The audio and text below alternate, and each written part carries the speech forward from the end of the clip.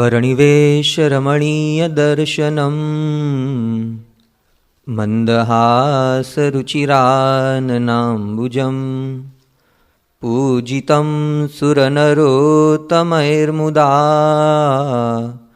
धर्मनन्दनमहं विचिन्तये।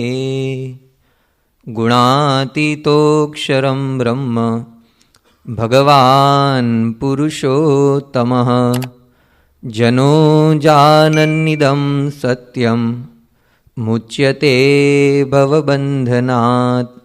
श्री स्वामिनारायण भगवाननी जय। આપણા આત્માની અંદર જબરજસ્ત શક્તિ પડેલી છે.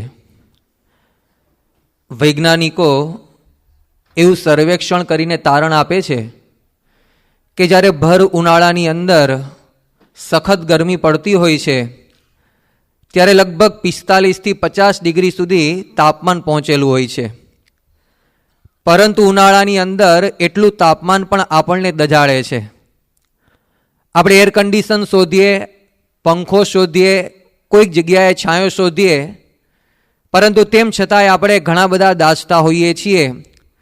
પણ વૈજ્ઞાનિકો કહે છે કે આપણને જે 45 થી 50 ડિગ્રી ગરમીનો અનુભવ થાય છે એ જે સૂર્યમાંથી થાય છે એ સૂર્યના મધ્ય ભાગની અંદર 1,50,00,000 ડિગ્રી સેન્ટીગ્રેડ ગરમી પ્રતિ સેકન્ડ એ રિલીઝ થતી હોય છે, જે આપણને ફક્ત 45 થી 50 ડિગ્રી સુધી પહોંચીને અનુભવાય છે.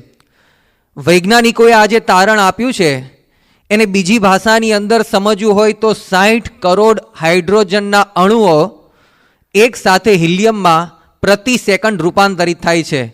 60 કરોડ હાઇડ્રોજનના અણુઓ.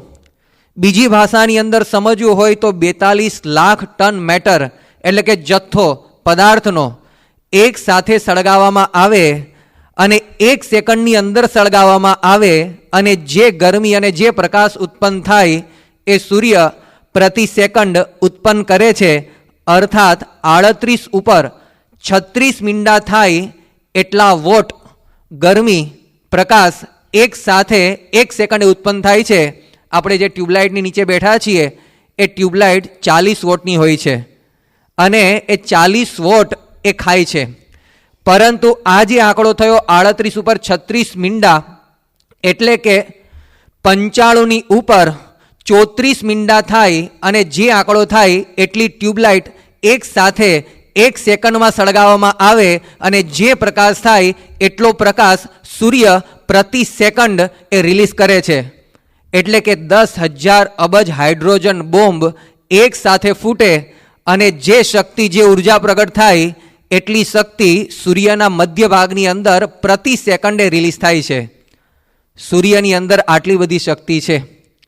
પરંતુ મુક્તાનંદ સ્વામી એમના કીર્તનની અંદર પ્રભાતિયામાં ગાય છે કે કોટી રવિચંદ્રની કાંતિ ઝાંખી કરે એવા તારા ઉર વિશે નાથ ભાસે. કોના ઉર વિશે? નિત્યાનંદ સ્વામી, ગુણાતીતાનંદ સ્વામી, ભગવાન સ્વામિનારાયણ.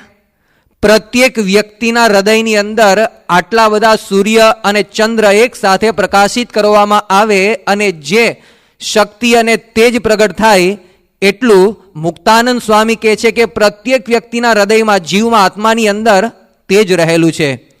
વિવેકાનંદ સ્વામીએ એને બીજા શબ્દોની અંદર વાત કરી કે every solve is potentially divine. દરેક આત્મા એ દિવ્ય શક્તિથી સભર ભરેલો છે. અને ગુણાતીતાનંદ સ્વામીએ પણ કહ્યું કે જીવ બહુ બળ્યો છે. બકરાના દેહની અંદર આવે તો બે બે કરે.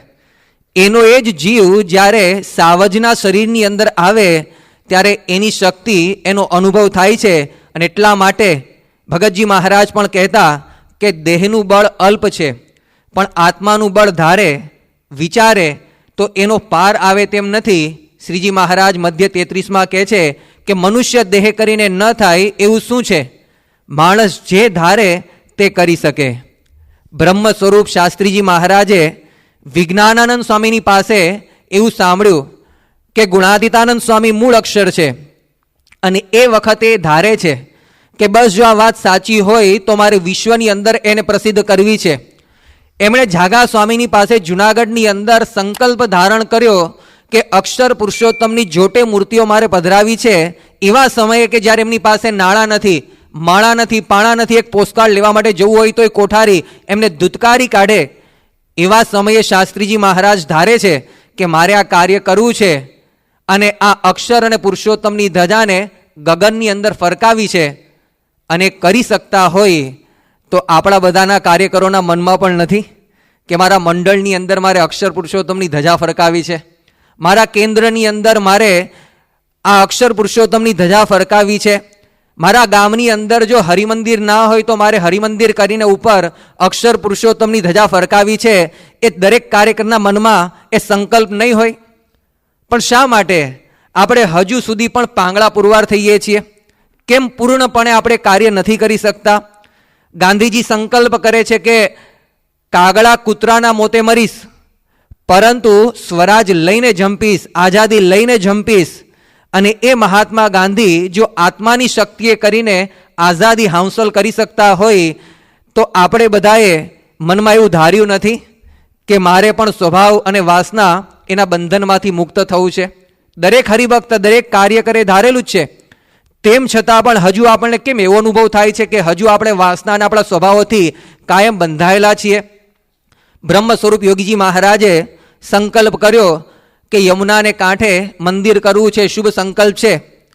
એમણે એક મંદિર કરવાનો સંકલ્પ ધાર્યો. પરમ પૂજ્ય પ્રમુખ સ્વામી મહારાજે એ સંકલ્પને પૂર્ણ કરવા માટેનો સંકલ્પ ધારણ કર્યો અને ફક્ત 5 વર્ષમાં એક દિવસ બાકી હોય અને જો સ્વામી બાપા એ અક્ષરધામનું સંકલ્પ સ્વર્ણિમ અક્ષરે પૂર્ણ કરી શકતા હોય તો આપણે ક્યારેય એવો સંકલ્પ નહીં કર્યો હોય ને કે મારે કોઈને સત્સંગી કરવા જ નથી. દરેક કાર્યકરના મનમાં ઈચ્છા હોય કે મારે આ વખતે ચાતુર્માસની અંદર બાપાની આજ્ઞા પ્રમાણે 5 નવા હરિભક્તો નિષ્ઠાવાન પૂજાપાઠ નિયમ ધર્મવાળા તૈયાર કરવા છે. અને હરિભક્તો પણ સંકલ્પ કરે છે, ધારે છે. પરંતુ ચાતુર્માસની પૂર્ણાહુતિ થયા પછી આપણને ખ્યાલ આવે છે કે આપણો ધારેલો સંકલ્પ એ કેટલો પૂરો થાય છે. જો પ્રમુખ સ્વામી મહારાજ 5 વર્ષની અંદર અક્ષરધામ જેવું વિરાટ કાર્ય કરી શકતા હોય તો આપણે 5 વર્ષીય આયોજનની અંદર એવું મૂકીએ કે મારે 50 નવા હરિભક્તના ઘર કરવા છે. આવું ધારવા છતાં પણ આપણે કેમ હજુ સુધી એવા સંપૂર્ણપણે સફળ નથી થતા? બિલ ગેટ્સનું નામ આપણે બધાએ સાંભળ્યું છે. આખી દુનિયાની અંદર એ પ્રથમ નંબરનો ધનિક વ્યક્તિ હતો, અત્યારે બીજા થઈ ગયા છે. પરંતુ એ બિલ ગેટ્સ જ્યારે 9 વર્ષની ઉંમરનો હતો ત્યારે એણે એક હરીફાઈની અંદર ભાગ લીધેલો. એ હરીફાઈ બાઇબલના કેટલાક ચેપ્ટર્સ ગોખવાની હતી અને એ ચેપ્ટર એવા હતા કે સૌથી અઘરા ચેપ્ટર, ગોખી જ ના શકાય. પણ એ વ્યક્તિએ ગોખી કાઢ્યા અને એના બદલાની અંદર એને અમેરિકાની અંદર બહુ મોટી એક સ્કાય સ્ક્રેપર બિલ્ડિંગની અંદર પાર્ટી આપવામાં આવી અને એ વખત એમને પૂછવામાં આવ્યું કે તમે આ મુખપાટ કઈ રીતે કરી શક્યા? બિલ ગેટ્સ કહે છે કે I can do anything I put my mind to. હું જે કંઈ પણ ધારું અને જેની અંદર મારું મન પરોવું એ કાર્ય હું કરી જ શકું. જો એ વ્યક્તિ પોતે મનમાં ધારે એ ગોખી શકતો હોય તો શા માટે સત્સંગ શિક્ષણ પરીક્ષાની અંદર પાસ થવું જ છે, ગોલ્ડ મેડલ લાવવો જ છે અને બાપાના હાથે કે સદગુરુ સંતોના હાથે મેડલ લેવો જ છે, સંકલ્પ આપણે કરીએ છીએ. તેમ છતાં પણ કેમ આપણે ઘણી વખત પાસ થવાની અંદર પણ પ્રશ્ન આવીને ઊભો રહે છે? આપણા આત્માની અંદર સખત શક્તિ છે, જબરજસ્ત શક્તિ છે, પરંતુ તેમ છતાંય એ આત્માની શક્તિને આપણે ઉજાગર કેમ નથી કરી શકતા? આપણા મગજમાં કેટલી શક્તિ છે? વૈજ્ઞાનિકો કહે છે કે એક મગજ બરાબર એક સુપર કમ્પ્યુટર. સુપર કમ્પ્યુટર એટલે કેવું કમ્પ્યુટર? તો એવું કહેવાય છે કે આખી પૃથ્વીની અંદર કમ્પ્યુટરો પાથરી દેવામાં આવે અને એ બધા જ કમ્પ્યુટરો દ્વારા એક સાથે જેટલું કાર્ય થાય એટલું માનવનું મગજ કામ કરી શકે છે. દુનિયાની અંદર, ભૂતકાળની અંદર, વર્તમાન કાળની અંદર કે ભવિષ્યની અંદર જેટલી પણ શોધો કે જેટલા પણ આશ્ચર્યો જળ, સ્થળ કે નભની અંદર આપણને દેખાય છે એ બધા જ આશ્ચર્યોનું રચના કરનારું કોણ છે? માણસનું મગજ. મગજની અંદર આટલી બધી શક્તિ છે. વૈજ્ઞાનિકો એવું કહે છે કે એકડાની ઉપર 95 લાખ કિલોમીટર લાંબી મીંડાની લાઈન કરવામાં આવે અને જે આંકડો થાય એટલા આપણા મગજની અંદર કનેક્શન્સ છે. એટલા આપણા મગજની અંદર કોષો છે, સેલ્સ છે કે જે બધું જ કાર્ય કરવા માટે સક્ષમ છે. હવે આટલી બધી શક્તિ હોય તો દુનિયાની અંદર કેમ આઇન્સ્ટાઈન જેવા કોક જ પાકે છે, સ્ટીવન હોકિન્સ જેવા કોઈક જ એવા બુદ્ધિજ્ઞો પાકે છે? હવે એમના માટે પણ એવું કહેવાય છે કે આવા હોશિયાર વ્યક્તિઓ, દુનિયાના શ્રેષ્ઠ, એ પણ પોતાની બુદ્ધિનો 8 થી 10% જ ઉપયોગ કરી શક્યા છે. સામાન્ય માણસ એ 4 થી 6% જ ઉપયોગ કરે છે. શા માટે 95% શક્તિનો ઉપયોગ આપણે કરી શકતા નથી? આ બધા જ વ્યક્તિઓ જો પોતાના ક્ષેત્રની અંદર પોતાની બુદ્ધિનો ઉપયોગ કરી આટલા સફળ થઈ શકતા હોય, મગજની અંદર આટલું સામર્થ્ય હોય, આટલું યાદ રાખી શકતા હોય, તો શા માટે આપણે ઘણી વખત ફરિયાદ કરીએ છીએ કે હજુ મને બધા સંતોના નામ યાદ નથી રહેતા? હો સ્વામી, હજુ ઘણા બધા હરિભક્તો મારા મંડળના છે ને, એની વિશેષતા, એના નામ, એના પરિવારની બધી જ માહિતી મને યાદ નથી રહેતી. કાગળિયા જોવા પડે છે, ફાઇલ જોવી પડે છે. શા માટે આપણે એવી ફરિયાદ કરીએ છીએ કે મહારાજના કોટેશન, સર્વોપરીપણાના, ગુણાતીતાનંદ સ્વામી મૂળ અક્ષર મૂર્તિ છે, એના પ્રસંગો અને પ્રમાણભૂત માહિતી સાથે આપણને યાદ નથી રહેતા? ઘણી વખત આપણે પ્રવચન કરવા માટે બેસીએ અને 7 થી 10 કે 12 મિનિટનું પ્રવચન હોય, એ પણ આપણે પૂરું કરવા માટે સહજાનંદ સુધાનો સહારો લેવો પડે સંપૂર્ણપણે વાંચવા માટે. તો શા માટે આપણને એ 7-10 મિનિટનું પ્રવચન પણ આપણી બુદ્ધિની અંદર યાદ નથી રહેતું? શિક્ષણ પરીક્ષાની અંદર મને નહીં આવડે તો એવો ભય આપણને પરીક્ષાનું ફોર્મ ભરતા પહેલાં કેમ આવે છે? અને ફોર્મ ભર્યા પછી પણ પરીક્ષાનો વખત નજીક આવે ત્યારે શા માટે આપણને ભય પેસે છે કે હું પાસ નહીં થાવ તો? અને એવા વિચારથી શા માટે આપણે ડ્રોપ લઈ લઈએ છીએ? મગજની અંદર આટલી શક્તિ છે, પરંતુ તેમ છતાંય ઘણી વખત કાર્યકર તરીકે આપણે બોલીએ છીએ કે સ્વામી એ કાર્ય કરવાનું ભૂલી જ ગયો, એને આ મેસેજ પહોંચાડવાનું ભૂલી જ ગયો, મારા લિસ્ટમાંથી જ રહી ગયું, એને ફોન કરવાનું ભૂલી ગયો. ઘણી વખત સમયસર અહેવાલ ના પહોંચ્યા હોય તો આપણે કહીએ કે હું ટાઈમ સાચવવાનું ભૂલી ગયો. પેલો ઉત્સવ સભાનો અહેવાલ સીધો મોકલવાનો હોય અને નિર્દેશક આપણને અઠવાડિયા 10 દિવસ પછી પૂછે કે પેલો અહેવાલ મોકલી દીધો ને? ઓહ, એ તો રહી ગયો. શા માટે મગજની અંદર આટલી શક્તિ હોવા છતાં પણ આપણે આ બધી વાતો એ આપણા કાર્યની ભૂલી જઈએ છીએ? સહજાનંદ સુધાની અંદર દર વખતે 1-2 જાહેરાતો હોય સભામાં કરવી, એમાં લખેલું જ હોય છે, અને તેમ છતાંય સભા પૂરી થઈ જાય, શ્રીપતિમ બોલાઈ જાય અને પછી બધા ઊભા થઈને ચંપલ પહેરીને જતા હોય ત્યારે આપણને યાદ આવે, ટપલી મારે, લે આ જાહેરાત તો રહી ગઈ, હવે છેક આવતા અઠવાડિયે મેળ પડશે, ત્યાં અઠવાડિયું મોડું થઈ ગયું હોય. શા માટે આપણે આવી નાની નાની બાબતો આપણા મગજમાંથી ભૂલી જઈએ છીએ? ત્યારે આપણને ખ્યાલ આવે કે આપણે આપણી આત્માની કે આપણા મગજની શક્તિ એ ક્યાંક ચૂકી ગયા છીએ, એને ઉજાગર નથી કરી શક્યા. જેટલા પણ પ્રશ્નો આપણને થાય છે ત્યારે મહારાજ અને સ્વામીને પણ એક પ્રશ્ન થાય છે કે શું આપણે સંયમપૂર્વક વર્તીએ છીએ? શું તમે સંયમપૂર્વક વર્તો છો? એવો પ્રશ્ન મહારાજ અને સ્વામીને પણ પૂછવાનું મન થાય. કારણ કે જો સંયમ હોય તો એ વ્યક્તિના જીવનમાં એ શક્તિનો અનુભવ થયા વગર રહે જ નહીં. સૂર્યના કિરણોની અંદર આખી પૃથ્વીને બાળી નાખવાની શક્તિ છે, પરંતુ એ શક્તિની ખબર ક્યારે પડે કે એના કિરણોને બિલોરી કાચ ઉપર કેન્દ્રિત કરવામાં આવે અને નાનું નીચું ઘાસનું તણખલું એ સળગે કે કાપડ સળગે, કાગળ સળગે, ત્યારે ખબર પડે કે જો કાગળ સળગાવી શકે તો એ પૃથ્વીને પણ સળગાવી શકે. ભૂરા જળની અંદર ઘણી બધી શક્તિ છે. પાણી વહ્યું જતું હોય તો આપણને ખબર ના પડે શક્તિની, પણ એ ભૂરા જળની ઉપર ડેમ બાંધવામાં આવે, ટર્બાઇન ગોઠવવામાં આવે અને પ્લાન્ટ ઇલેક્ટ્રિસિટી જનરેટ કરવા માટેનું ગોઠવવામાં આવે, તો એ જ ભૂરું જળ આપણને પીળો પ્રકાશ આપે છે. નર્મદા સરોવર ઉપર, નર્મદા નદી ઉપર સરદાર સરોવર બંધાયું અને એ સરદાર સરોવર ઉપર ત્યાં ટર્બાઇન ગોઠવવામાં આવ્યા, તો જે પાણી ફક્ત આપણને ખેતીવાડીમાં જ ઉપયોગ આપતું હોય એવું લાગતું હતું, એ પાણીમાંથી 400 મેગાવોટ આ ઇલેક્ટ્રિસિટી એ ઉત્પન્ન થવા માંડી, જેની 10% એ ગુજરાત વાપરે છે. જો જળની અંદર પણ તે જ રહેલું છે, ખબર ક્યારે પડે કે જ્યારે ડેમ બાંધવામાં આવે, સંયમિત કરવામાં આવે, ત્યારે ખ્યાલ આવે. E=mc², એ સૂત્રની અંદર કેટલી બધી શક્તિ છે. માણસને ખાલી સૂત્ર સામાન્ય લાગે, વિદ્યાર્થી જ્યારે ગોખતો હોય ત્યારે એને શક્તિની ખબર ના પડે. આપણે બધા પણ અહીંયા બેઠા છીએ, આપણે ફક્ત સાંભળીને જ બોલીએ છીએ કે સાંભળીએ છીએ, પરંતુ એ સૂત્રની અંદર કેટલી શક્તિ છે તો જાપાનની અંદર જ્યારે હિરોશીમા નાગાસાકી ઉપર બોમ્બ પડ્યા ત્યારે લોકોને ખબર પડી કે આમાં કેટલી શક્તિ છે. આ એક સૂત્રમાં 3 અક્ષરના એક સૂત્રમાં આટલી બધી શક્તિ, પણ એ તો વિનાશક શક્તિ હતી. એની અંદર સકારાત્મક પોઝિટિવ શક્તિ કેટલી બધી છે. આજે આખી દુનિયાની અંદર ઘણા બધા એવા ઉદ્યોગો છે જે એટમિક શક્તિથી એ ચાલે છે. અમેરિકાની અંદર જે ઇલેક્ટ્રિસિટી વાપરવામાં આવે છે એ એટોમિક શક્તિ છે. એ લોકો આવા પ્રકારની શક્તિનો ઉપયોગ કરી એ દેશની અંદર વીજળી પૂરી પાડે છે. જો સકારાત્મક પણ ઉપયોગ છે એટલે સંયમના સૂત્રની અંદર પણ એટલી જ શક્તિ સમાયેલી છે.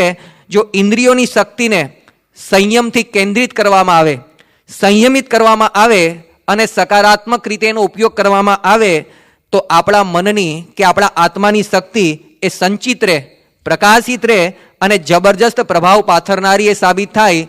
ઘણા બધા પ્રસંગો આપણને શાસ્ત્રોમાંથી પ્રાપ્ત થાય છે. હનુમાનજી એ પોતે રામેશ્વર પાસે બેઠા છે અને એ વખતે ખબર પડી છે કે હવે સીતાજી સામે પાર લંકાની અંદર છે. જાય કોણ? આટલો મોટો સમુદ્ર, એને કૂદીને કોણ જાય? એ વખતે વહાણ નહોતા, એ વખતે સમય નહોતો, એ વખતે તરવા જેટલી શક્તિ પણ ના હોય કોઈ પણ વ્યક્તિની અંદર. તો હનુમાનજીને સુગ્રીવ અને આકાશવાણી પણ થાય છે કે તું કૂદ, તારી અંદર શક્તિ છે. હનુમાનજી આટલો મોટો લોંગ જમ્પ લગાવી શકતા હોય તો કેટલી શક્તિ, કારણ કે એમની અંદર સંયમ હતો. જ્યારે રામચંદ્ર ભગવાને એમને લંકાની અંદર મોકલ્યા સીતાજીની શોધ માટે અને ઘણી બધી જગ્યાએ આખા લંકાની અંદર ફરી વળ્યા, બધી જ સ્ત્રીઓના મોઢા જોયા કે આ સીતાજી હશે, આ સીતાજી હશે. પરંતુ વિચાર કરતાં કરતાં જ્યારે મંદોદરીના મહેલની અંદર ગયા અને મંદોદરીને પલંગ ઉપર સૂતેલા જોયા, એ વખતે એમનું રૂપ, એમના મુખારવિંદની કાંતિ એ જોઈને હનુમાનજીને વિચાર આવે છે કે કદાચ આ જ સીતાજી હશે. કારણ કે સતી સ્ત્રીઓમાં મંદોદરીનું પણ નામ છે, એટલે સ્વાભાવિક છે કે એના મુખ ઉપર એવી આભા હોય. તો હનુમાનજીને મનમાં થાય છે કે કદાચ આ નહીં હોય ને, પણ તરત જ એમને વિચાર આવ્યો કે ના, આ ના હોય. કેમ ના હોય? કારણ કે સીતાજીને રામચંદ્ર ભગવાનનો વિયોગ છે એટલે આવી રીતે નિરાતે ના ઊંઘ્યા હોય, એ જાગતા હોય, વિલાપ કરતા હોય, જ્યારે તો નિરાતે ઊંઘે છે, આ ના હોય. હવે આવી રીતે આખી લંકાની તમામ સ્ત્રીઓને જુએ છે. પછી હનુમાનજીના મનમાં એ વિચાર આવે છે કે મને રામચંદ્ર ભગવાને આ સેવા તો સોંપી, મેં આટલી બધી સ્ત્રીઓને જોઈ, મારા મનમાં એ વિકાર થયો છે કે કેમ? હું સંયમપૂર્વક વર્તું છું કે કેમ? હનુમાનજીને વિચાર આવે છે અને તરત જ એમણે વિચાર કર્યો કે ના, હું તો રામચંદ્ર ભગવાનની આજ્ઞાથી આવ્યો છું, મને વિકાર નથી થયો. એ હનુમાનજી એના જીવનમાં સંયમ છે તો એ પોતે કૂદકો લગાવી શકે છે.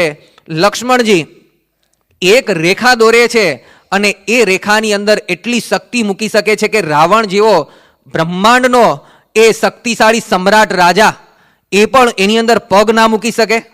કેવી શક્તિ લક્ષ્મણજીએ રેખાની અંદર મૂકી હશે. આપણે ઘણી વખત લીટી દોરીએ છીએ, પેલી કીડી મકોડા આવતા હોય અન્નકૂટની વાનગીઓ સુધી, પેલા ચોકથી કરીએ, પછી કંઈક લીટી કરીએ, અથવા તો પેલી વાટકી મૂકીએ આપણે ડીડીટીની, પણ તોય આવી જાય છે. એક કીડી અટકતી નથી. અને રાવણ જેવો મહાબલી એ અટકી જાય લક્ષ્મણજીની રેખા પાસે. કેટલી શક્તિ લક્ષ્મણજીએ એ રેખાની અંદર મૂકેલી હશે. જ્યારે રાવણની સાથે યુદ્ધ કરવા માટે ગયા અને એમનો પુત્ર ઇન્દ્રજીત લડવા માટે સામે આવ્યો, એ વખતે લક્ષ્મણજીને ઘણા બધાએ કહ્યું કે આ તો ઇન્દ્રજીત છે, એનું નામ જ ઇન્દ્રને જીત્યો છે એટલે ઇન્દ્રજીત પડેલું છે અને તું તો સામાન્ય છે. પરંતુ એ લક્ષ્મણજી ઇન્દ્રજીતને પણ ઢાળી દે છે. કેમ? એના જીવનમાં સંયમ છે. જ્યારે સીતાજીની શોધમાં રામચંદ્ર ભગવાનની સાથે નીકળ્યા અને સ્ફટિક શિલા પાસે લક્ષ્મણ અને રામ પહોંચ્યા, ત્યારે આ સુગ્રીવ અને વાનર સેના એમને મળે છે અને કહે છે કે કોઈક સ્ત્રીને કોઈક વ્યક્તિ આકાશની અંદર ઉપાડીને જતો હતો, એ વખતે પેલી સ્ત્રી આ ઘરેણા નાખ્યા છે, જુઓ આ સીતાજીના છે. રામચંદ્ર ભગવાન એક પછી એક બધા જ ઘરેણા જોતા જાય છે અને સાથે લક્ષ્મણને પૂછતા જાય કે જુઓ લક્ષ્મણજી, આ કડી એ તો સીતાજીના જ લાગે છે કે નહીં? લક્ષ્મણજી માથું ધૂણાવે છે કે ભગવાન મને ખબર નથી. રામચંદ્ર ભગવાન ગળાનો હાર એ લક્ષ્મણને બતાવે છે કે આ હાર તો સીતાનો જ છે, બરાબર ને? લક્ષ્મણજી કહે છે કે આ મને ખબર નથી. એક પછી એક ઘરેણા બતાવતા બતાવતા છેલ્લે પગના ઝાંઝર બતાવે છે અને રામચંદ્ર ભગવાન પૂછે છે કે લક્ષ્મણ, આ ઝાંઝર તો સીતાના જ છે ને? અને એ વખતે ઝાંઝર જોઈને લક્ષ્મણજી કહે છે કે હા ભગવાન, આ તો સીતાજીના જ છે. એ વખતે રામચંદ્ર કહે છે કે બધા જ ઘરેણા સીતાના છે, પણ તમે પગના ઝાંઝર જ કેમ ઓળખી શક્યા?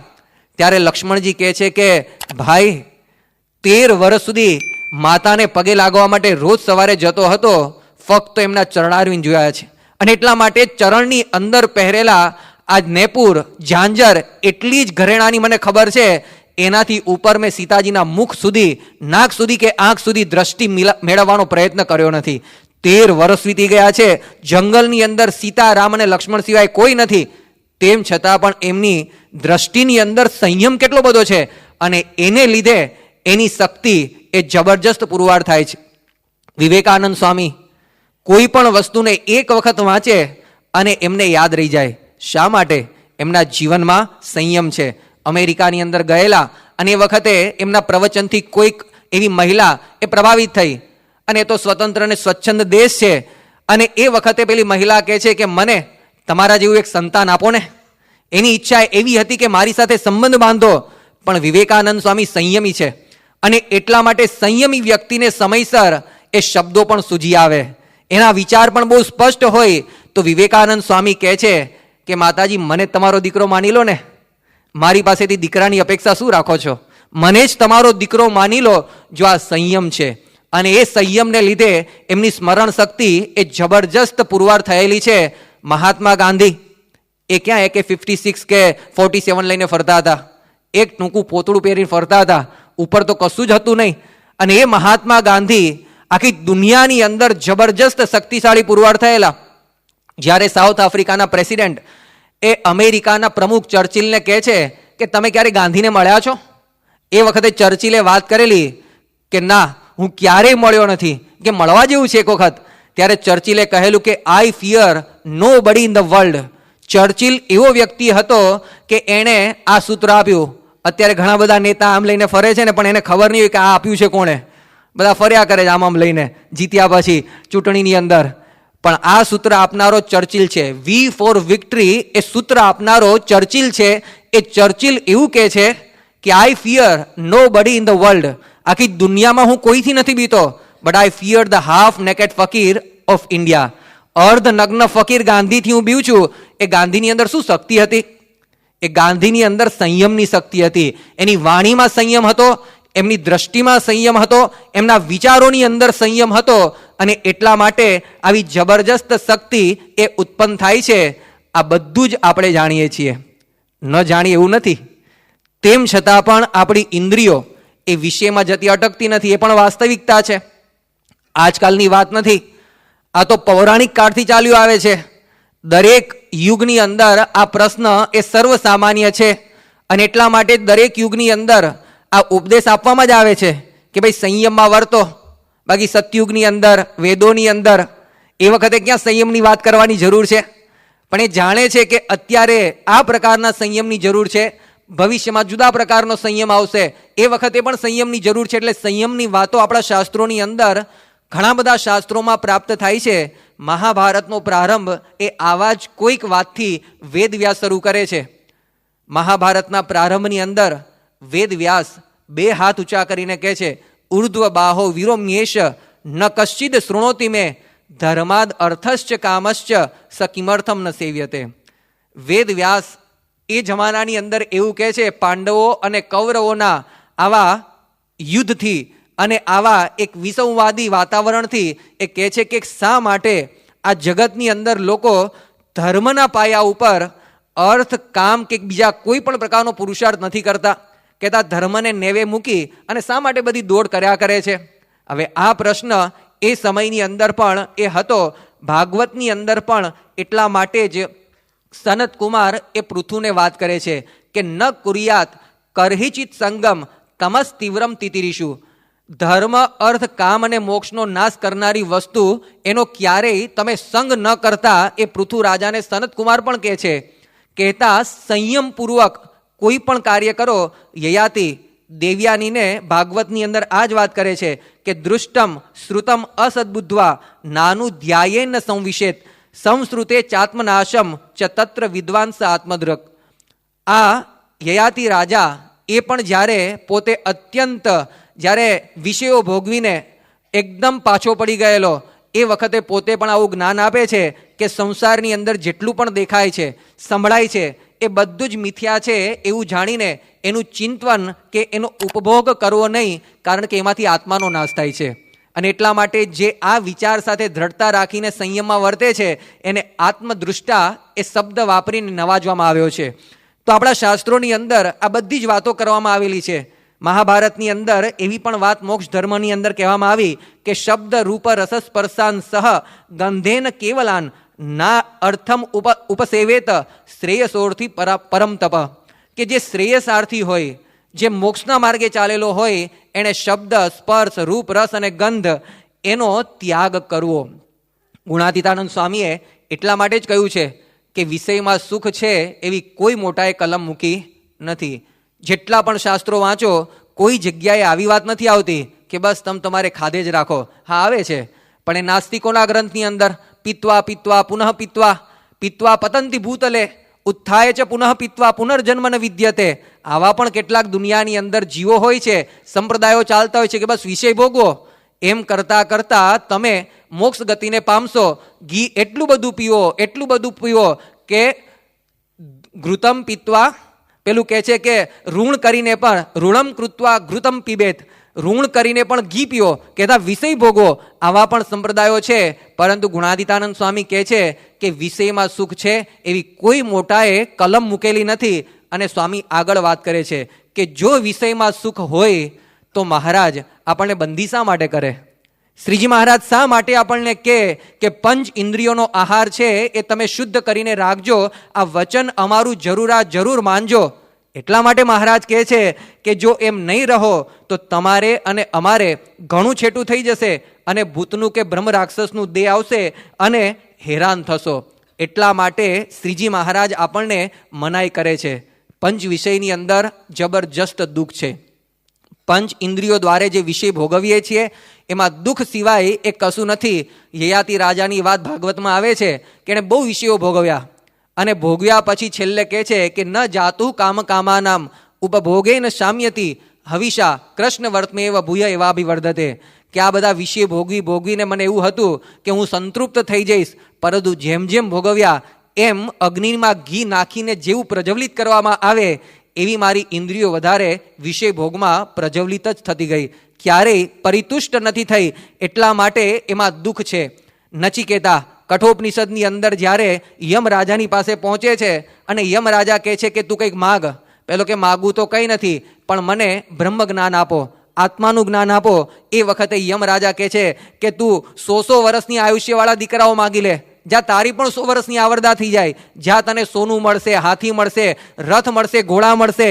અરે દુનિયાની અંદર દુર્લભ, આ લોકના મનુષ્યને અત્યંત દુર્લભ એવી સ્વર્ગ લોકની અપસરાઓ તને આપું, જા. તો આવું બધું શું માગે છે? એ વખતે આ નચિકેતા કહે છે કે શોભાવો મર્ત્યસ્ય લોકમ, આ દુનિયાનો સ્વભાવ જ મૃત્યુ લોક છે, એટલે એ બધું જ નાશ થઈ જશે, માટે એ મને ન જોઈએ, જો એ દુઃખ જુએ છે. ગોપાળાનંદ સ્વામી એક વખત એક ગામની અંદર સત્સંગ માટે ગયા અને બધા હરિભક્તો આવ્યા. એટલે કોઈક હરિભક્તે ફરિયાદ કરી કે સ્વામી આ હરિભક્ત છે ને મહારાજની આજ્ઞા બરાબર નથી પાડતા. મહારાજે જે આજ્ઞા કરી છે કે એક નારી સદા બ્રહ્મચારી, એ વ્રત આ બરાબર નથી પાડતા અને એના માટે ગામની અંદર ફરિયાદ છે અને એને કારણે સત્સંગનું ખરાબ દેખાય છે. તો પેલા હરિભક્તને બોલાવ્યા, ગુણભાવી હશે અથવા તો નવા સવા હશે, એને બોલાવ્યા અને સ્વામીએ કહ્યું કે મહારાજની આજ્ઞા છે કે આ ધર્મ શુદ્ધપણે કરીને પાળો. પેલો કે સ્વામી આપણે તો ભમરા છીએ, આ ભમરા તો બધી જગ્યાએ રસ એ ચૂંટવા માટે જાય. ગોપાળાનંદ સ્વામી ઉપદેશ આપ્યો ને આવું બોલ્યો. હવે એ તો જતો રહ્યો. બીજા દિવસે સ્વામી કથા વાર્તાની શરૂઆત કરે છે અને ધમાલ ચાલુ થઈ બાજુમાં ક્યાંક, અને આમ બૂમ બરાડા પડે, લાકડી કોઈને વાગતી હોય ને રડતા હોય એવા અવાજ આવે. કોઈકે કહ્યું કે સ્વામી આ શું થાય છે? સ્વામી કે ભમરો ગુંજારવ કરે છે, જાઓ જોઈ આવો. ભમરો ત્યાં આગળ ગુંજારવ કરતો તો લાકડી પડતી હતી ને, કારણ કે પકડાયા એટલે લાકડીવાળી થઈ અને એ ભમરો ગુંજારવ કરે છે. જો આ વિષયોની અંદર એ દુઃખ સમાયેલું છે એ આપણને આપણા શાસ્ત્રો સમજાવે છે. ન કેવળ દુઃખ, પરંતુ એમાંથી જ પ્રતિષ્ઠાહીન થવાય છે. નિષ્કુળાનંદ સ્વામીએ 64 પદીમાં લખ્યું છે કે જોને ભવ બ્રહ્માજીની ભૂલ જન સૌ જાણે છે, એકલ શૃંગી સૌભરીના શૂળ પોથીમાં પ્રમાણે છે, નારદ પર્વતની નિદાન કીર્તિ કથામાં કહી, માટે સહુ રહેજો સાવધાન, ખબરદાર ખરા થઈ. આ બધા દેવતાઓ છે, સૃષ્ટિના સ્થાપકો છે, પોષકો છે, પ્રલય કરનારા છે, પૂજ્ય છે, આરાધ્ય છે, સ્મરણીય છે. બધા જ દેવો જિંદગીની અંદર એક એક વખત પણ જો સ્ખલિત પામ્યા છે તો એની પણ અપકીર્તિ દુનિયાની અંદર ગવાતી હોય તો માણસ સંયમને નેવે મૂકીને આખી જિંદગી પૂરી કરી નાખે તો એની તો પ્રતિષ્ઠાહીનતા કેટલી બધી પહોંચી જાય છે દુનિયાની અંદર. આ તો બધા પૌરાણિક કાળના દ્રષ્ટાંતો. માઇકલ જેક્સન આખી દુનિયાની અંદર વગોવાઈ ગયો છે. એ પોતે શરીરથી પણ પાયમાલ થયો છે અને સંપત્તિથી પણ પાયમાલ થયા છે. બિલ ક્લિન્ટન સાહેબ, એક વખતના અમેરિકાના પ્રેસિડેન્ટ, અત્યંત પ્રભાવક વ્યક્તિ, એ પણ એક વખત એ આવી પ્રતિષ્ઠાહીનતાનો અનુભવ કરી ચૂક્યા. માઇક ટાયસન, દુનિયાનો શ્રેષ્ઠ બોક્સર એક સમયનો હતો, જે વ્યક્તિ એક ફાઇટના $80 મિલિયન લેતો, એટલે કે 4 અબજ રૂપિયા 1 કલાક લડવાના લેતો. એ વ્યક્તિ એ જો સંયમ ચૂક્યો તો જેલની પાછળ એક મુક્કો પડ્યો અને પડી જવું પડ્યું 6 વર્ષ સુધી. જો માણસ સંયમ ચૂકે છે તો એ માણસની પ્રતિષ્ઠા એની ઉપર પણ લાત વાગે છે. તમે જુઓ, ક્રિકેટરો, મિનિસ્ટરો, એક્ટરો, આ બધાના જીવનની અંદર ક્યારેક ક્યારેક આ સંયમ તૂટ્યો છે અને એ લોકો ભલે ક્યારેક પાછા ઊભા પણ થઈ જાય છે, કારણ કે દુનિયા ભૂલી જાય છે, પરંતુ એક એક વખત કે અસંખ્ય વખત એ બધા પ્રતિષ્ઠાહીન એ થઈ ગયેલા છે. એટલા માટે ગુણાતીતાનંદ સ્વામીએ પણ એક વાતની અંદર પ્રસંગ આપ્યો છે કે દામનગરની અંદર એક હરિભક્ત હતા. હવે સત્સંગી હતા, પરંતુ એની કર્ણેય ઇન્દ્રિય ઉપર અને દ્રશ્ય એટલે કે દ્રષ્ટિ ઉપર એ સંયમ નહોતા રાખી શક્યા. તો ગામની અંદર તરગાળ આવ્યા વેશ કાઢવા માટે. એની ઈચ્છા થઈ કે ચાલો જોવા જઈએ. સ્વામીની જે વધારાની વાતો છે એની અંદર 11મા પ્રકરણની 371મી વાતમાં પ્રસંગ આવે છે. તો પેલા હરિભક્તની ઈચ્છા થઈ કે જોવા જઈએ, સારી જગ્યાએ સારા એડ્રેસમાં હોય તો બરાબર છે. આ તો હતું હરિજનવાસમાં અને એના માટે સ્પેશિયલ આવેલા તરગાળા. હવે ત્યાં જાય તો કેવું ભૂંડું દેખાય, આબરૂ જાય, પરંતુ આને તો બરાબર ચાનક લાગેલી જોવાની, સાંભળવાની. એટલે ભાઈ ગયા છુપાવે છે. અંધારું થયું પછી અને આખી મેદની એ જ્યારે પૂરો થયો કાર્યક્રમ એટલે પાછી વળે તો એ તો વળવામાં તો બધી એક સાથે વળે. હવે એમાં આવા સારા માણસને કોઈક જુએ તો તરત જ એનો ભાંડો ફૂટે, ખરાબ દેખાય. એટલે પેલા ભાઈ પછી જ કૂદીને જવા ગયા, દિવાલ કૂદીને. અને જેવા દિવાલ કૂદીને પડ્યા તો સામે ચોકિયાત પસાર થયો, બરાબર તલવાર લઈ નીકળો હશે રાત્રે જાગવા માટે, જોવા માટે. અને એણે જોયું કે આ તો ચોર લાગે છે, એટલે બરાબર તલવાર એક મારી. પછી ખબર પડી કે આ તો આપણો ગામનો જ હરિભક્ત છે. અને પછી ખબર પડી પૂછતા કે આ તરગાળો જોવા ગયો હતો. બીજે દિવસે આખા ગામની અંદર જાહેરાત થઈ ગઈ અને એની પ્રતિષ્ઠા ઉપર હાનિ થઈ. જો માણસ દ્રષ્ટિ ઉપર, કાન ઉપર, સ્પર્શેન્દ્રિય ઉપર જો પોતે સંયમ નથી રાખી શકતો તો એની પ્રતિષ્ઠાની હીનતા થાય છે.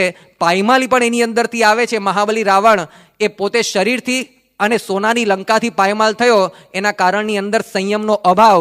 આફ્રિકાની અંદર, યુગાન્ડા દેશની અંદર કેટલી બધી સારી જમીન હતી, સૂકી લાકડી નાખો તો પણ એ લીલું ઝાડ થઈને ઉગે, એટલી સમૃદ્ધ જમીન હતી.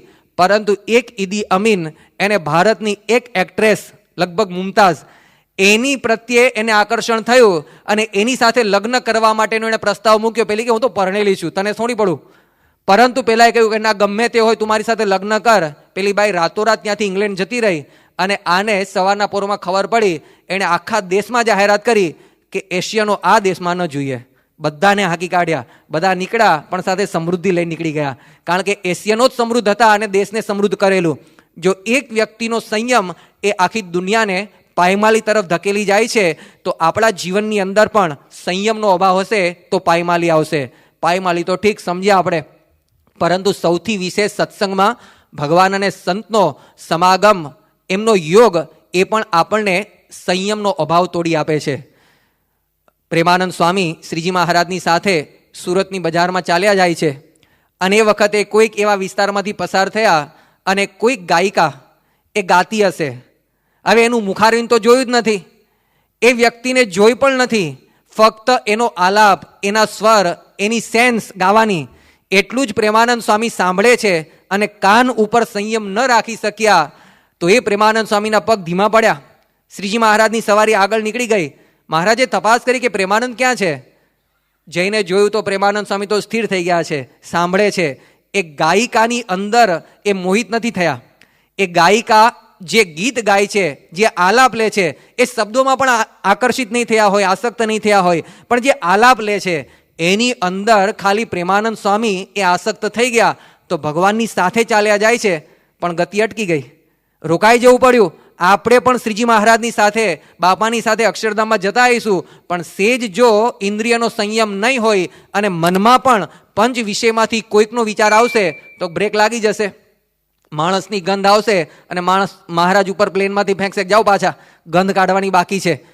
તો જો સંયમનો અભાવ એ આપણને ભગવાનનો સંબંધ તોડી આપે છે. પેલો ઉમરેઠનો ગંગાદત્ત મહારાજનો સમાગમ કરવા આવ્યો, કેટલું રોકાવું છે કે મહારાજ મહિનો 15 દિવસ થયા ને આવ્યો મહારાજ પાસે કે મહારાજ રજા આપો, જવું છે. અરે પણ તમે તો કહેતા હતા ને કે મહિનો રોકાવાના છો, હજી તો 15 દિવસ થયા. પણ એની સાથેનો દીકરો હરિકૃષ્ણ હતો, એણે ભાંડો ફોડ્યો કે મહારાજ આંબલી ખૂટી છે. મહારાજ કે એ વળી શું? હવે ભાઈ સ્વાદિયા હતા, સ્વાદને લીધે પોતાની સાથે ચરોતરની આંબલી લઈને આવેલા કે ભાઈ મંદિરની અંદર તો આંબલી નાખે નહીં દાળની અંદર વઘારમાં, એટલે આપણે કંઈક આંબલી નાખી ઉતારે પાછી વઘાર કરીશું અને ખાશું ને, એવી રીતે ખાતા હતા. હવે એને મનમાં એવું કે થોડીક તો નાખતા હશે ને, એટલે આપણે થોડીક નાખવી પડશે. હવે અહીંયા તો જરાય નતા નાખતા, એટલે મહિનાનો સ્ટોક 15 દિવસમાં ખૂટી ગયો. એટલે આવ્યા, મહારાજ કે રોકાવો ને અમે આંબલી આપીએ. અરે મહારાજ કાઠિયાવાડની આંબલી નો ફાવે. અરે ભાઈ કાઠિયાવાડની આંબલી ચરોતરની આંબલીમાં ફેર શું છે? પણ જો સ્વાદ એ મહારાજનો સમાગમ મુકાવીને આ ગંગાદત્તને પાછો કાર્યાણી ઉમરેઠ ભેગો કરે છે. આપણે સૌ જાણીએ છીએ ભગુભાઈ કાર્યાણીના, એણે પણ ગુણાતીતાનંદ સ્વામીને શું કહ્યું? ગરમ ગરમ રોટલી જોઈએ, ગરમ પાણી જોઈએ, તો સમાગમ કરવા વડતાલ સાથે આવું. સ્વામી કે બધું થશે, ચાલો ને. કે સ્વામી ત્યાં ગરદી બહુ હોય એટલે મજા ના આવે, ન ગયા અને જેલ ભેગા થવું પડ્યું. જો આપણા જીવનમાં આ સંયમ નહીં હોય તો આપણે પણ ગમે ત્યારે ભગવાન અને સંતના યોગમાંથી જવું પડે એવી પરિસ્થિતિ સર્જાશે. કદાચ નહીં જઈએ તો પણ મનથી આપણે એની સાથે જોડાણ કરી શકીશું નહીં. ગુણાતીતાનંદ સ્વામીએ કહ્યું કે ભગવાનનું સુખ કેમ નથી આવતું? તો પંચ વિષયે એને અદ્ધર રાખી મૂક્યા છે, એટલે ભગવાનના સુખ સુધી આપણો સ્પર્શ થતો નથી. એટલા માટે મહારાજે પ્રથમ 8માં કહ્યું કે અંતઃકરણ ભ્રષ્ટ થાય છે અને કલ્યાણના માર્ગ થકી પડી જાય છે, જો આ પતન છે. અને એટલે ગુણાતીતાનંદ સ્વામી કહે છે કે વિષયાન વિષવત ત્યજેત. મત જોના, સૌથી પહેલી વાત શું આવે? મત જોના. જોવાનું બંધ કરો ભાઈ. તો આપણે નથી જ જોતા ને, ક્યાં આપણે ટીવી જોઈએ છીએ, સિનેમા જોઈએ છીએ, ફિલ્મ જોઈએ છીએ. કદાચ જોતા હોય તો બંધ કરવાનું છે. પરંતુ એ તો ઠીક, ગરબા રમવા તો આપણામાંથી કદાચ કોઈ ન જાય, પરંતુ રમવાને જોવા તો જતા આવીશું ને. પણ એ સંયમ પણ, એ સંયમનો અભાવ પણ આપણને વિક્ષિપ્ત કરે છે. એટલા માટે એની ઉપર સંયમ રાખવાનો. તો મત જોનાની અંદર કાયમ આપણે એક પ્રસંગ યાદ રાખીએ, પેલા કડિયાનો, મિસ્ત્રીનો, કે પેલી ધોળી મેડમને જોતો હતો અને પેલા એના પતિએ કહ્યું કે મત જોના, પણ તોય જોયું, મત જોના તોય જોયું. અને પેલા એ શું કર્યું? સળિયા નાખી અને આંખો ફોડી નાખી. આપણે આ પ્રસંગ યાદ રાખીએ કે જો મત જોના નહીં શીખીએ ને તો ગમે ત્યારે આંખ ફૂટશે. કદાચ આંખ નહીં ફૂટે, પરંતુ જે આંખેથી આપણે શ્રીજી મહારાજના કે બાપાના દર્શન કરીએ છીએ ને એ નહીં થઈ શકે. અને કદાચ કરતા આવીશું આંખ ખુલ્લી રાખીને, પણ મનની અંદર તો એ દર્શન એ કેચઅપ થતા જ નહીં હોય, કેમેરામાં ક્લિક જ નહીં થતા હોય. એટલા માટે મત જોના. મત ખાના, આપણે ક્યાં ડુંગળી લસણ ખાઈએ છીએ? મત ખાના, ડુંગળી લસણ તો ખાતા જ નથી આપણે. પરંતુ તેમ છતાંય બજારું ખાણીપીણી એ હજુય ક્યારેક આપણે ખાઈ લઈએ છીએ. પરંતુ આપણને મહારાજે સંયમ આપ્યો છે કે બહારની ખાણીપીણીનો ત્યાગ કરવો, ડુંગળી લસણનો ત્યાગ કરવો. અને એના માટે આપણે યાદ રાખીએ ગોકળ ભાટિયાની માને, શ્રીજી મહારાજની કૃપાથી એ બાઈને અખંડ મહારાજની મૂર્તિ દેખાય છે. પેલી બાઈ ત્રસ્ત થઈ ગઈ કે આ સ્વામિનારાયણ તો ભૂતની જેમ વળગ્યા, હવે શું કરું? કોઈ કુસંગીએ કહ્યું કે સ્વામિનારાયણને ડુંગળી લસણ નથી વાવતા, ચાલુ કરી દે તો સ્વામિનારાયણ બંધ થઈ જશે. અને એણે ચાલુ કર્યા, શ્રીજી મહારાજ દેખાતા બંધ થઈ ગયા. જો આપણો સ્વાદ એ આપણને શ્રીજી મહારાજના દર્શન અંતરમાં ક્યારેય અખંડ નહીં થવા દે. એટલા માટે આ સંયમ મત ખાના એ પણ આપણે શીખીએ. મત સૂંઘના, એમાં અજામિલનો પ્રસંગ યાદ રાખીએ કે એણે બિચારાએ એક જ વખત પેલી વેશ્યાના અંબોળામાંથી પડેલું પુષ્પ સૂંઘ્યું અને એની વૃત્તિ બદલાઈ ગઈ. એ વ્યક્તિ બ્રાહ્મણ મટીને યવન થઈ ગયો. પરંતુ આ પ્રસંગ યાદ રાખીએ કે મત સૂંઘના. હજુ ક્યારેક સેન્ટ છાંટેલો કોઈક વ્યક્તિ પસાર થાય અને આપણા નાકના ભવા ઊંચા થઈ જતા હોય અને આપણે વાહ સરસ એવો વિચાર કરી દેતા હોઈએ તો એમાં પાછી વૃત્તિ એ આપણી વળવી પડે. મત સુનના, તો આપણે ક્યારેય પિક્ચરના ગીતો તો સાંભળતા જ નથી. કદાચ મોબાઈલની અંદર ક્યારેક ટ્યુનમાં આવી ગયા હોય, અથવા તો સામેનો વ્યક્તિ વગાડતો હોય, અથવા તો ટ્યુનમાં રાખેલા હોય ને આપણે રિંગ વાગે ને આપણે સાંભળીએ, જુદી વસ્તુ છે.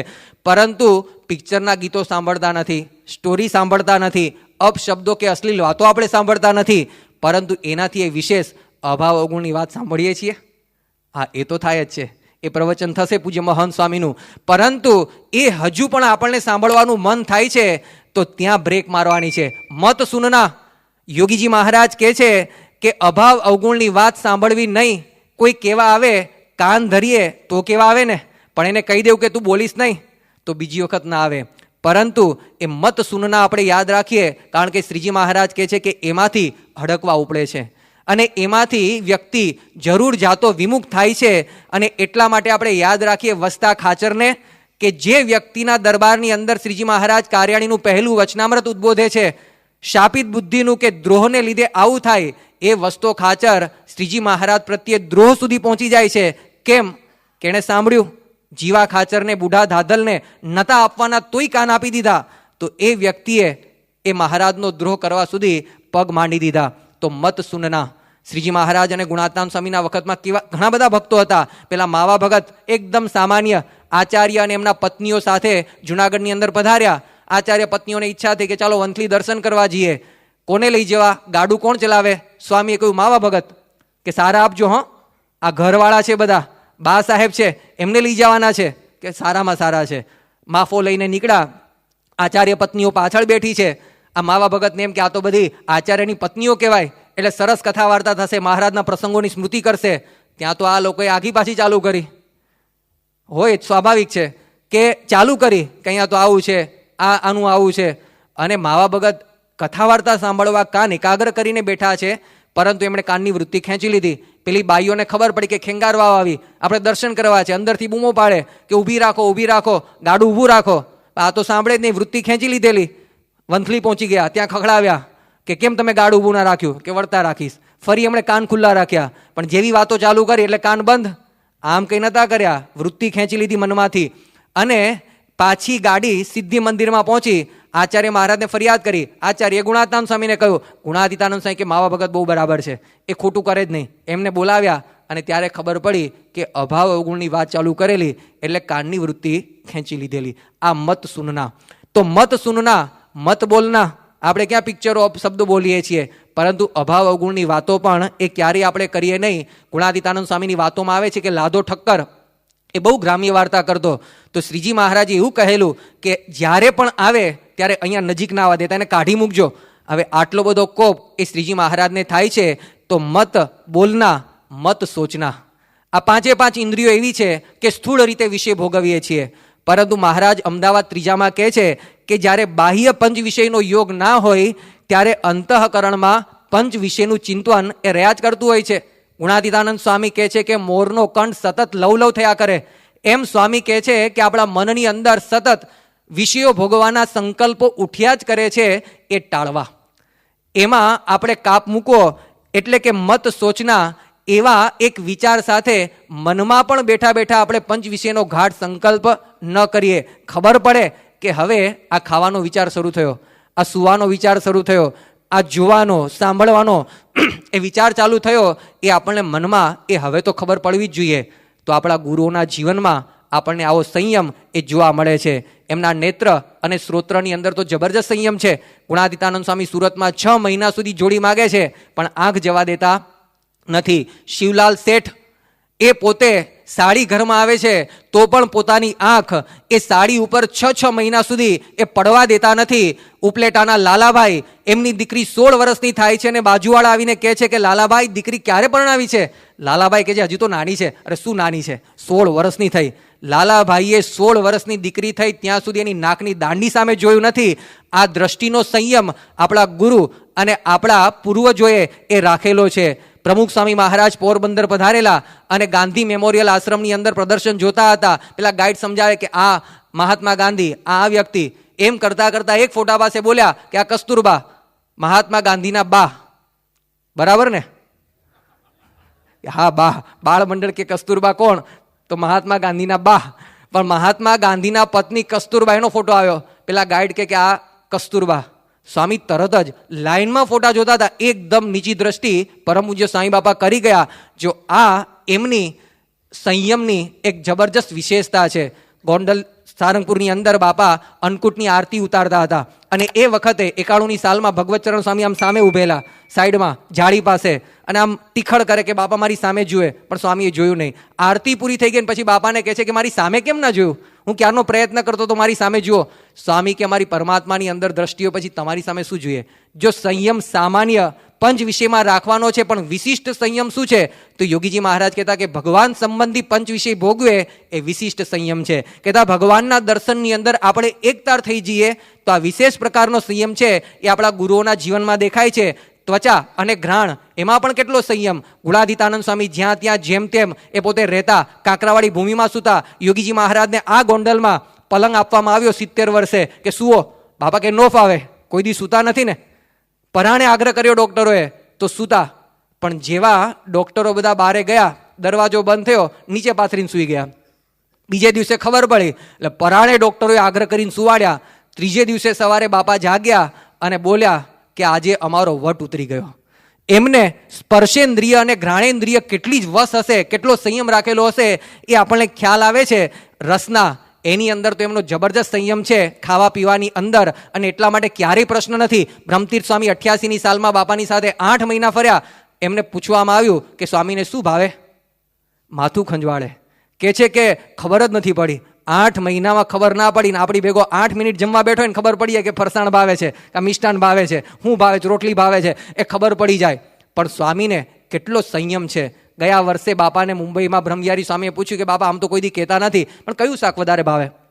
સ્વામી કે આમ બટેટાના શાક ઉપર થોડીક રુચિ ખરી. સ્વામી આમ પહેલી વખત કદાચ બોલ્યા, પણ આશ્ચર્ય ત્યાં છે કે કૃષ્ણવલ્લભ સ્વામીએ ક્યારેય આ શાક બનાવ્યું નહોતું. આટલા વર્ષોની અંદર ક્યારેય એ શાક બન્યું નથી અને સ્વામી કહે છે કે એના ઉપર થોડી રુચિ રહે છે. કોઈ દી બોલ્યા નથી કે આ બટેટાનું શાક કરો. જો કેટલું બધું એમના જીવની અંદર સંયમ છે એ આપણને ખ્યાલ આવે. એમની વાણીની અંદર વિશેષ સંયમ છે, એમની વાણી વિવેકનો. એ પણ સંયમ કાર્યકર તરીકે આપણે ખૂબ જ રાખવાની જરૂરિયાત છે. પરમ પૂજ્ય સ્વામી બાપા ક્યારેય કોઈને પણ હિણપતનો નહીં પણ આત્મગૌરવનો અનુભવ થાય એવી રીતે એના પરિવર્તન કરવાનું કાર્ય એમની વાણી દ્વારા કરે છે. ક્યારેય કોઈને ઉદ્વેગ થાય કે વિદ્રોહી વિચાર એનામાં જન્મે એવી વાણી નહીં, પરંતુ ઉષ્મા ભરી અને સકારાત્મક એનું પરિણામ આવે એવી વાણી હંમેશા એ બાપા બોલતા હોય છે. યોગી બાપા કહેતા કે બળભરી વાતો મુખે કરવી, મોડી વાતો કેદી ના ઉચ્ચરવી અને વિચારોનો સંયમ. બાપાએ કહ્યું કે મને ત્રિકાળમાં પણ સ્ત્રીનો સંકલ્પ નથી. સ્વામી બાપાએ અમદાવાદમાં કહ્યું કે ક્યારેય કોઈનું અહિત થાય એવો વિચાર સુદ્ધા મને આવ્યો નથી. આ સંયમ છે. એ આપણા ગુરુઓના સંયમમાંથી આપણને પણ એ જ વાત શીખવા મળે છે કે આપણે પણ જો બ્રાહ્મી સ્થિતિ પામવી હોય તો ભગવદ્ ગીતા કહે છે કે વિહાય કામાન યહ પુમાંશ્ચરતિ નિષ્પ્રહ નિર્મમો સ શાંતિમ અધિગચ્છતિ એશા બ્રાહ્મી સ્થિતિ પાર્થ નૈનામ પ્રાપ્ય વિમુહ્યતિ સ્થિત્વા સ્યમંત કાલેન બ્રહ્મ નિર્વાણમ મૃચ્છતિ. કે જો આપણે બ્રાહ્મી સ્થિતિ પ્રાપ્ત કરવી હોય તો આ પંચ વિષયમાંથી વૃત્તિ પાછી વાળવી જ પડશે. અને મહારાજે પણ વરતાલ 17માં કહ્યું કે પંચ વિષયનો મનમાંથી જેને અતિશય અભાવ થઈ જાય અને ભગવાનની શ્રવણાદિક ભક્તિએ કરીને પોતાનું જીવિતવ્ય પૂરું કરે, પેલી બાજુ સંયમ અને આ બાજુ વેગ, ભક્તિની અંદર જીવિતવ્ય પૂરું કરે, એને જ જીતેન્દ્રિય કહેવાય, અર્થાત શ્રેષ્ઠ સંયમી કહેવાય. તો છેલ્લે આપણે એટલું યાદ રાખીએ કે આપણે અક્ષરદેરીના લોગા સાથે કોલરવાળો જબ્બો કે લેંઘો પહેરતા હોઈએ તો એક BAPSના કાર્યકરનો આ એક ડ્રેસ છે, પરંતુ સંયમપૂર્વક વર્તવું એ BAPSના પ્રત્યેક આશ્રિત માટે લાઈફસ્ટાઈલ છે. એ આપણે ન ભૂલીએ. એ આપણી જીવનશૈલી શ્રીજી મહારાજે આપણને આપેલી છે. અક્ષર પુરુષોત્તમ ઉપાસનાની જ્ઞાન જ્યોતને લઈને આપણે સતત આગેકૂચ કરતા રહેવાનું છે, પરંતુ એ ના ભૂલી જઈએ કે પંચ વિષયની અંદર દરેક વખતે આપણે 2 ડગલા પાછળ હટવાનું છે.